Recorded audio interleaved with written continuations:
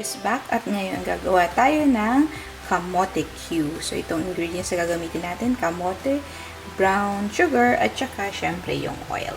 So, pinapainit lang muna natin yung oil ngayon at pag mainit na siya, ilalagay na natin yung ating brown sugar at saka yung kamote. Lulutuin natin ito ng mga 7 to 10 minutes and then tara, may kamote cue na tayo. Alam kung tama ito pero hayaan lang natin siya maluto ng 10 minutes.